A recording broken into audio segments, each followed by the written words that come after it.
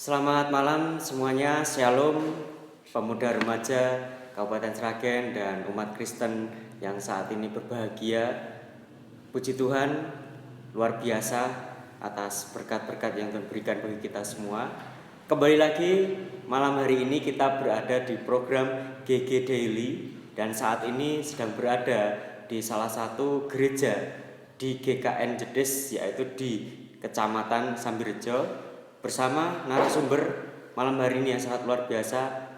Beliau pernah menjabat sebagai Ketua BKUKS periode 2017 sampai 2019 bersama dengan kita malam hari ini Bapak Pendeta Harinoto.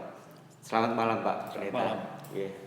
Terima kasih, dan malam hari ini kita akan membawakan acara ini dengan tema kepemimpinan Kristen yang berkualitas dan berdampak bagi generasi. Nah, di malam hari ini kita akan sedikit berbincang-bincang Pak. Jadi nanti Pak Harinoto bisa memberikan kami suatu gambaran bagaimana kepemimpinan ini bisa diambil dan memotivasi terutama pemuda remaja di Kabupaten Sragen. Nah, mulai dari pertanyaan yang pertama Pak, kita bisa melihat dan pengen mendengar cerita dan awal mula Pak Pendeta Harinoto menemukan panggilan di dalam pelayanan di dalam kepemimpinan Kristen ini Pak. Iya, selamat malam saudara, Shalom. Saya waktu sebelum jadi pendeta, saya dulu sebagai anak muda yang orang desa, biasa-biasa saja, anak orang miskin, yang gereja desa juga. Tapi saya waktu itu sebagai pemuda, ya yang penting aktif gitu aja. Saya tidak pernah lowong gereja, selalu saya aktif. Kegiatan pemuda pun juga waktu itu saya aktif. Sampai saya lulus SMA, lalu saya dipanggil Tuhan tapi saya pernah nganggur dulu setelah lulus SMA, karena mau kuliah tidak punya biaya. Jadi saya nganggur 1,5 tahun, tidak sekolah, tidak kerja. Itu setelah lulus SMA? Setelah lulus SMA. Tapi saya tetap kedekatan dengan Tuhan, saya aktif ke gereja juga. Saya PA, kegiatan pemuda, saya ikut juga. Lalu satu titik tertentu, 1,5 tahun setelah saya nganggur, saya merasa ada seseorang panggil saya, Mas Harinoto, mau nggak jadi pendeta? Terus saya bilang, biayanya gimana? Gitu. Oh, nanti biaya bisa ada program kerja di sekolahan itu. Lalu saya masuk sekolahan itu, saya ngambil keputusan, saya mau sekolah, pokoknya begitu. Lalu akhirnya saya sekolah di Sekolah Tinggi Teologi di Jogja, dan setelah itu saya dalam situasi yang susah, yang miskin, saya harus kuliah dengan bekerja keras. Jadi kuliah sambil kerja ya? Sambil kerja. Di sana ada program kerja. Kalau pas sekolahan bangun, saya jadi kuli bangunan juga. Oh, pernah jadi kuli bangunan? Bangunan untuk bisa menutup uang kuliah waktu itu. Lalu saya tingkat 2, saya merintis gereja. Jadi merintis gereja waktu itu di Gondang, lalu di Musuh, akhirnya jadi di sini. Waktu itu tahun Januari 88. Oh, di Gondang ya Pak? Di Gondang, Blader, desanya Blader, Gondang. Jadi di sana saya penginjilan kepada orang-orang yang belum Kristen. Jadi kalau penginjilan hari Sabtu kami keluar dari kampus, saya penginjilan, terus ada yang ya terima, terus hari Minggu berikutnya kami hubungi, rumahnya tutup. Jadi itu terus saya jalani beberapa bulan, lalu di situ kelihatannya prospeknya nggak bagus, lalu saya pindah ke ini sebelah, di sini ada Musuh. Di Musuh. Nah, di Musuh juga begitu. Lalu saya penginjilan ini di Jetis. Jadi Musuh dengan Jetis itu kan perbatasan. Jadi akhirnya saya penginjilan di sini, saya dapat 4 orang yang bukan Kristen. Itu Terus akhirnya mereka mau kami kumpulkan. Nah, di sebelah gereja ini kami mulai ibadah pertama waktu itu hari Sabtu. Jadi 4 orang. Jadi 4 orang itu 3 guru, 1 sekretaris desa di kami waktu itu. 9 April 1988 saya mulai gereja ini, persekutuan ini ada di sebelah itu. Lalu setelah itu kami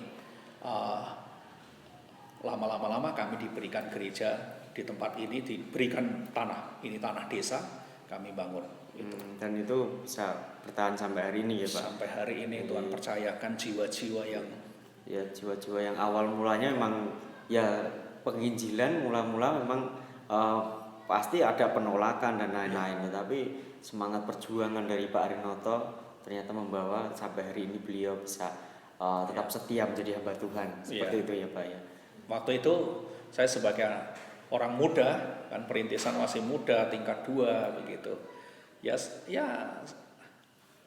diremehkan, direndahkan sebagai orang muda, nggak punya pengalaman. Nah, sering sebagai pemimpin muda kan ini masalah. Tingkat 2 itu semester 2 itu Pak? Iya, jadi saya semester ketiga saya masuk. Tahun kedua ya, tahun kedua kuliah. Iya. Nah, yang kedua Pak, menurut Pak Arinoto sendiri, di dalam kepemimpinan Kristen ini seperti apa? Mungkin ada tugas dan juga dari kepemimpinan ini apa saja? Masuk definisi ataupun pengertian dan juga tugas-tugas menjadi pemimpin Kristen itu seperti apa? Iya. Saya merasa pemimpin Kristen dengan pemimpin sekuler berbeda. Ada perbedaan dari sekuler dan kekristenan. Karena kepemimpinan Kristen itu lebih spesifikasinya kepada pribadi orang. Bagaimana pemimpin Kristen ini membawa pengaruh kepada orang-orang yang dipimpin. Jadi yang dipimpin harus bisa mengikuti karakter, gaya hidup dari pemimpin itu sendiri. Makanya pemimpin Kristen itu harus bisa berdamai dengan dirinya sendiri. Kuncinya harus berdamai dengan diri sendiri. Selesai dengan dirinya sendiri. Jadi bisa memimpin dirinya sendiri. Bisa memimpin diri sendiri. Kalau kita tidak bisa melakukan itu, jangan jadi pemimpin Kristen khususnya. Pemimpin Kristen itu harus membawa dampak, membawa pengaruh. Nah, makanya tuntutan saya tidak heran kalau jemaat itu menuntut pemimpin itu seperti sempurna seperti Kristus. Karena pemimpin Kristen itu implementasi dari kehidupan Kristus itu sendiri, menjadi serupa dengan gambaran Kristus. Kalau pemimpin Kristen itu tidak bisa menjadi teladan dalam segala hal, wah nanti orang-orang Kristen tidak yang melihat jemaatnya terutama ya. Nanti kita sebagai pemimpin akan tidak berpengaruh dampak yang besar. Jadi begitu.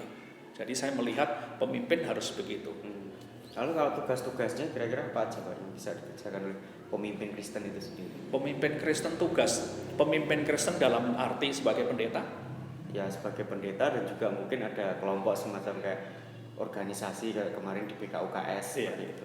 Kalau menurut saya pemimpin Kristen itu membawa jemaat atau orang Kristen itu mengenal Tuhan. Itu mengenal Tuhan. Tugas utamanya di situ ya. Karena visi Tuhan kita ini adalah visinya Tuhan dan misi Tuhan supaya orang-orang yang Kristen ini targetnya menyembah Yesus, menyembah Tuhan dengan karakter serupa dengan gambaran Kristus. Lah kalau makanya saya sebagai pemimpin Kristen saya berusaha semaksimal mungkin untuk menjaga kekudusan hidup saya. Kekudusan hidup. Ya, karena Alkitab hendaklah engkau kudus seperti Bapamu di surga adalah kudus. Ya.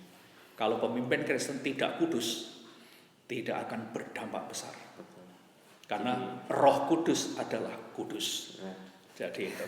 Makanya saya sekecil apapun, saya harus menjaga pikiran, hati yang saya kudus.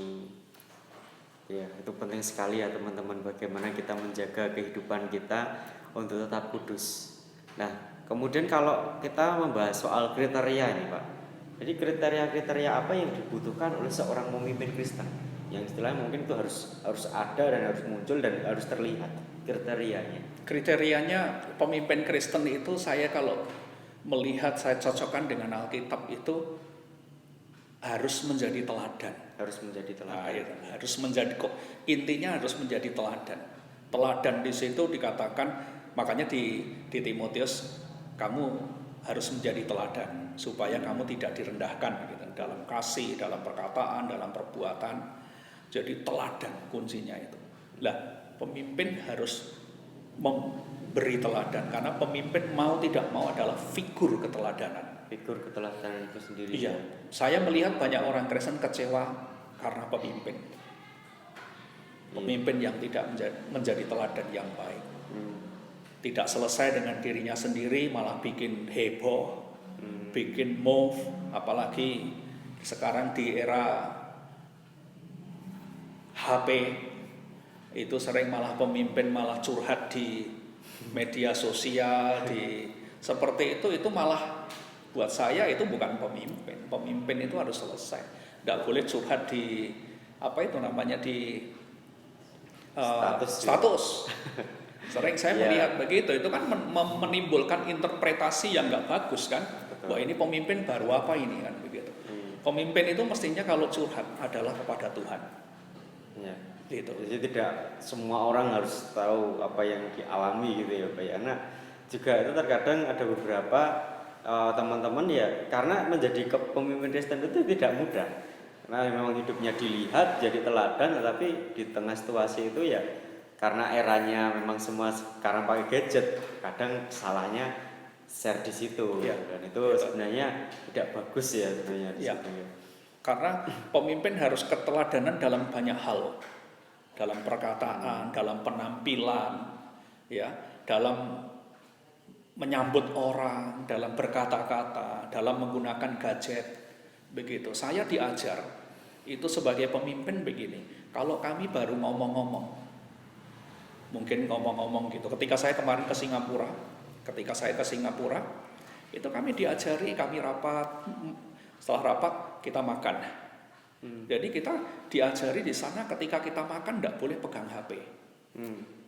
Karena momen makan pagi, makan siang, makan malam, itu momen di mana kita saling bercakap-cakap. Itu dalam konteks satu, saling menghargai.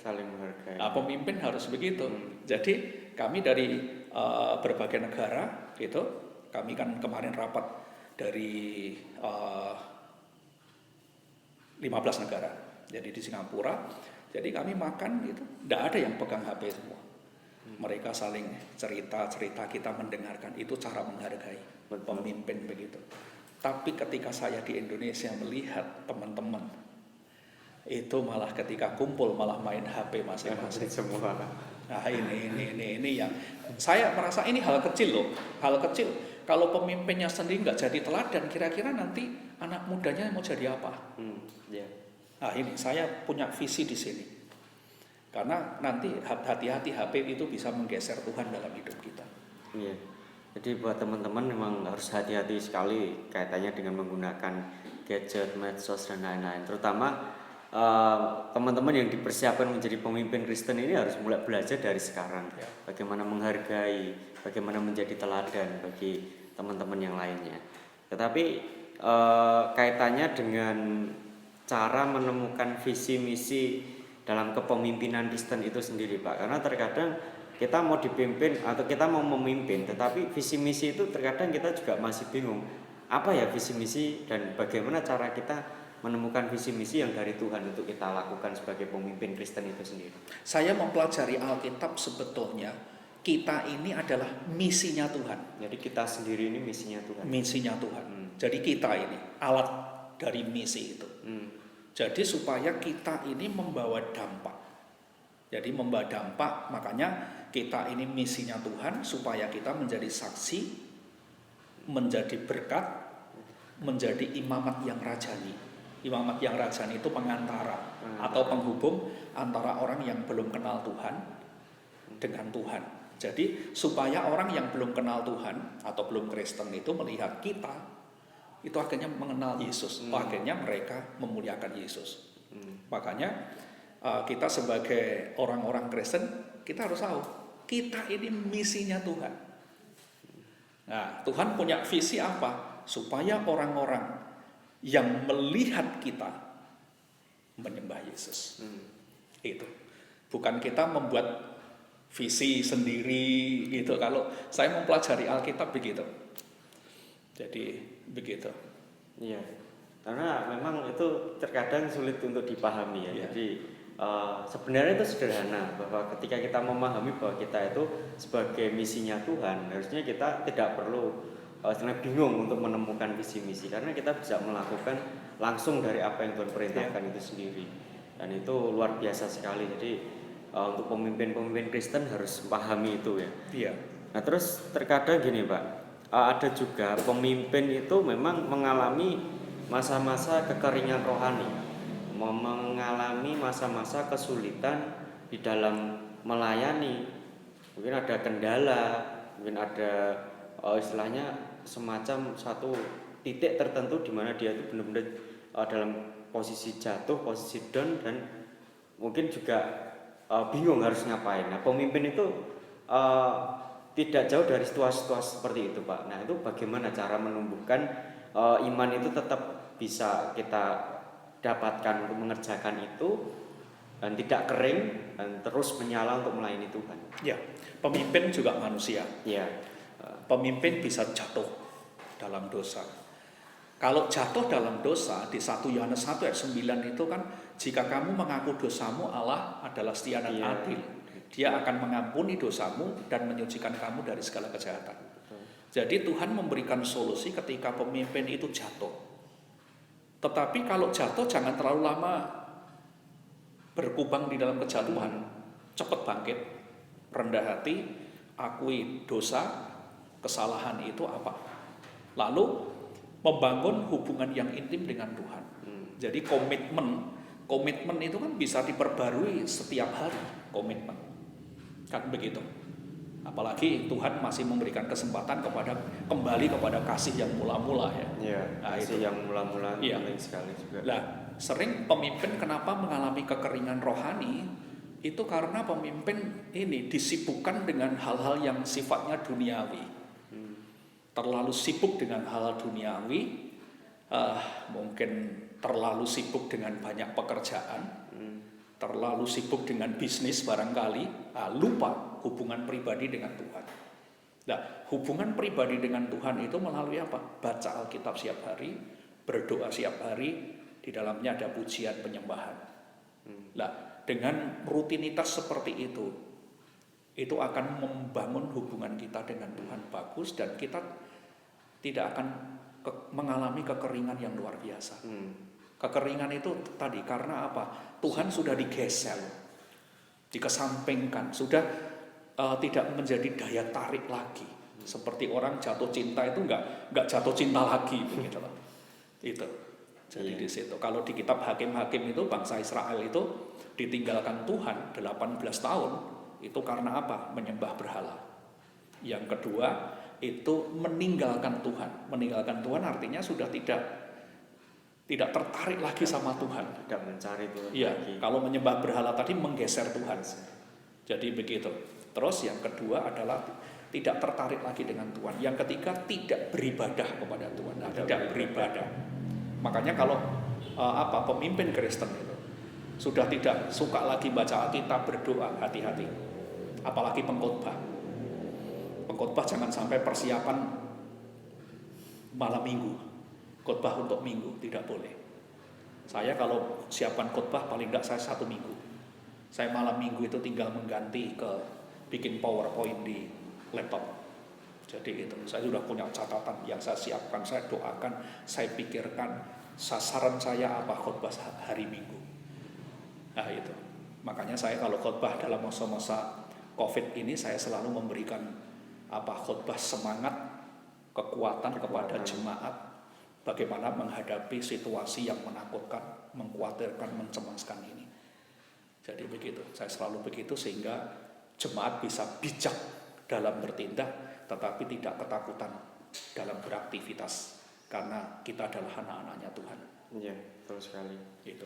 Jadi memang hari ini tuh memang kita agak sulit ya Pak untuk tidak memikirkan hal duniawi karena memang kehidupan kita juga berkaitan dengan duniawi. Tapi bagi pemimpin Kristen membangun hubungan dengan Tuhan itu jadi sesuatu yang sangat penting sekali. Prioritas. Mengalami prioritas justru. Karena di Matius pasal 6 ayat 33, carilah dahulu kerajaan Allah dan kebenarannya, maka semua yang kau khawatirkan itu akan kuberikan kepadamu.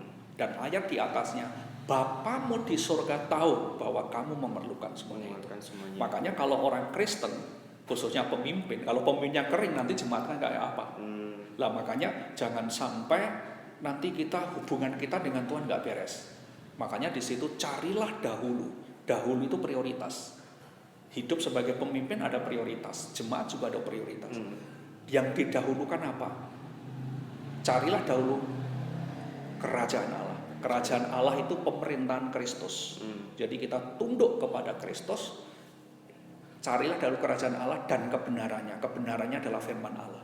Jadi kalau kita tunduk pada pemerintahan Kristus, taat kepada Kristus, pasti kesulitan pasti Tuhan tolong. Saya tahu, kita harus tahu bahwa Tuhan itu Bapa kita kan. Benar kan? Betul. Kalau Tuhan itu Bapa kita harus mengenal itu. Karena pemahaman teologi yang salah itu akan mempengaruhi perilaku kita. Makanya kenapa dalam situasi ini banyak ketakutan dengan COVID. Karena kurang begitu mengenal Allah. Begitu. Kalau Tuhan izinkan COVID ada di Indonesia, berarti ada maksud Tuhan baik. Supaya kita lebih dekat dengan Tuhan. Dan kita lebih juga hati-hati hidup, tidak sembrono. Karena ada situasi-situasi tertentu di mana Tuhan itu ya pengen supaya kita benar-benar bisa datang dekat dengan Tuhan, ya salah satunya mungkin lewat COVID ini. Jadi orang-orang semakin sekarang banyak yang benar-benar berdoa meminta pertolongan supaya diselamatkan dari wabah ini. Seperti itu. Kalau teknisnya Pak, mungkin sehari dekat dengan Tuhan itu mungkin bisa ada sedikit gambaran, baca Alkitabnya harus seperti apa, berdoanya gimana gitu. Saya sebenarnya sederhana sekali ya. Saya pakai ini aja. Bangun pagi masih fresh, baca Alkitab. Sederhananya begini aja kalau saya lakukan, nyanyi, baca Alkitab, lalu diresponi firman itu, ya kan? Diresponi firman. Apa responku dari firman itu berdoa, lalu berdoa syafaat. Saya itu setiap hari selalu berdoa untuk gereja-gereja di Kabupaten Sragen. Setiap minggu saya taruh di gereja, berdoa untuk kebersatuan gereja Sragen dan untuk jiwa-jiwa yang diselamatkan. Jadi sederhana sekali, saya bangun ini setiap hari. Makanya anak-anak muda lakukan itu. Karena dengan kamu melakukan itu nanti, lihat masa depanmu. Karena Tuhan itu senang. Makanya kalau saudara tidak memiliki rasa rindu, jatuh cinta pada Tuhan, wah nanti gimana karakter kita? Karakter kita nggak bagus, pasti nggak akan dipercaya Tuhan. Makanya di Matius 5 ayat 6 itu, berbahagialah orang yang lapar dan haus akan kebenaran, karena engkau akan dipuaskan. Jadi kalau kita pengen dipuaskan hidup kita, ayo milikilah rasa lapar haus akan firman. Nanti Bapak di surga senang sekali. Iya. Jadi buat teman-teman jangan lupa ya untuk menyenangi firman Tuhan, haus dan rindu untuk datang pada Tuhan. Karena Tuhan senang kita memuliakan Tuhan tentunya. Mungkin ini Pak, untuk terakhir ada pesan-pesan khusus dari Pak Pendeta Harinoto untuk pemuda remaja Kristen di Kabupaten Sragen, dan juga supaya anak-anak muda ini memiliki kesiapan, karena mereka harusnya juga menjadi seorang pemimpin di masa mendatang. Seperti itu Pak, moga untuk memotivasi teman-teman ini. Sebetulnya di dalam saya pelajari di kitab Alkitab itu bahwa setiap kita itu sebetulnya punya jiwa pemimpin. Tuhan mau siapkan kita menjadi pemimpin. Hanya mimpin berapa orang kan gitu. Ini hanya masalahnya kan punya banyak, dan di dalam rumah tangga seperti Mas Derek sendiri kan pemimpin rumah tangga kan begitu ya. Dan yang pemuda ada ketua pemuda, itu pemimpin.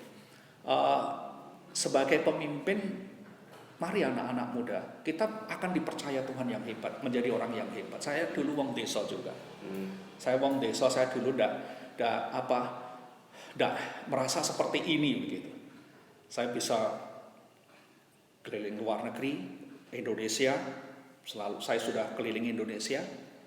Saudara, saya dulu tidak memikirkan hal itu, tetapi saya jalani aja. Saya belajar rendah hati. Jadi begitu, saya lakukan apa yang saya bisa lakukan, yang penting saya mau belajar. Nah, begitu, saya jadi pemuda nggak aneh-aneh dalam penampilan dan lain sebagainya. Karena waktu itu juga mau aneh-aneh ya nggak punya apa-apa. Kan begitu ya. Ya mau gaya nggak bisa. Mau gaya, sebetulnya kalau gaya penampilan ya bisa aja. Mungkin katoknya disobek, begitu terus. Ya rambutnya dibikin apa begitu kan, sebetulnya bisa, tetapi saya waktu itu saya malu begitu. Kenapa saya melakukan itu? Saya tidak punya bapak, itu ditinggal bapak saya ketika saya kelas 5 SD. Saya dididik oleh ibu saya dari kelas 5 SD itu, saya dibentuk dalam kemiskinan situasi itu, tapi ibu saya hebat. Jadi dari situ saya dipersiapkan untuk bisa melakukan apa saja. Makanya saya bisa belajar kepekaan, kepedulian, dan ibu saya pokoknya jangan jadi batu sandungan orang. Jadi anak muda yang biasa-biasa saja apa adanya, nggak usah aneh-aneh, nggak usah neko-neko. Nah, saya jalani itu, saya sekolah juga begitu, dan saya sampai sekarang juga begini, saya lakukan. Pokoknya kita harus sebagai pemimpin dan anak-anak muda khususnya harus bawa kesan yang baik. Karena penampilanmu, perkataanmu, kehidupanmu itu adalah di Alkitab bilang suratan Kristus. Kamu akan dibaca. Karena akan dibedakan nanti pemuda Kristen dengan pemuda yang bukan Kristen itu akan dibedakan. Dari situ, suratan Kristen berarti kan akan dibaca. Jadi itu. Mari, saya mengajak kepada anak-anak muda. Jadi begitulah, kalau kamu dengan melakukan seperti ini, kamu menyenangkan hati Tuhan. Kamu nanti akan disenangkan Tuhan lebih daripada itu. Saya mengalami, saudara. Saya mengalami sampai hari ini saya seperti disenangkan Tuhan. Saya kalau mau apa saja saya bisa. Saya disenangkan Tuhan. Itu saya wong desa, wong miskin. Istri saya juga wong desa, wong miskin. Tapi saya juga nggak miskin lah sekarang. Jadi pemimpin dipercaya Tuhan. Meskipun saya pemimpin desa tapi dipercaya Tuhan. Pemimpin desa lah bisa keliling ke seluruh Indonesia, ke luar negeri. Puji Tuhan, luar biasa Pak Rinoto malam hari ini. Buat teman-teman juga sudah menyaksikan siaran ini dari awal sampai akhir. Boleh saya tambahin sedikit ya? Oh nggih, monggo Pak. Anak muda, kalau kamu mau dipercaya Tuhan jadi pemimpin, satu, kamu harus selesai dengan dirinya sendiri. Kamu harus bisa memimpin dirimu sendiri. Kamu harus bisa menjadi saksi, menjadi berkat bagi orang lain. Itu caranya menyenangkan hati Tuhan. Nanti saudara akan dipakai oleh Tuhan luar biasa. Meskipun sekarang saudara sebagai anak-anak muda dalam keterbatasan, Tuhan pasti akan menolong kamu. Keterbatasanmu akan diperlengkapi oleh Tuhan menjadi orang yang hebat. Daud bukan orang kota, wong desa. Yusuf juga begitu. Jadi Esther juga begitu di Alkitab. Orang-orang yang sulit, susah waktu itu mengalami kesusahan maksud saya. Daniel, Hananya, Misael, Asaria, orang bangsawan tapi mengalami kemiskinan. Tapi mereka takut Tuhan dan taat menjadi orang hebat. Saya percaya anak muda di Sragen, kalau kau melakukan apa yang Tuhan inginkan, menyenangkan hati Tuhan, kamu akan disenangkan Tuhan. Tuhan berkati. Amin. Luar biasa teman-teman, sharing kita di malam hari ini. Demikianlah yang bisa kita sampaikan dan kita perbincangkan, pergumulkan di sore hari ini. Kiranya menjadi berkat bagi kita semua, dan teman-teman tetap semangat melangkah bersama dengan Tuhan, sehingga nanti dipersiapkan Tuhan untuk menjadi pemimpin di masa mendatang. Terima kasih, selamat malam, Tuhan Yesus memberkati.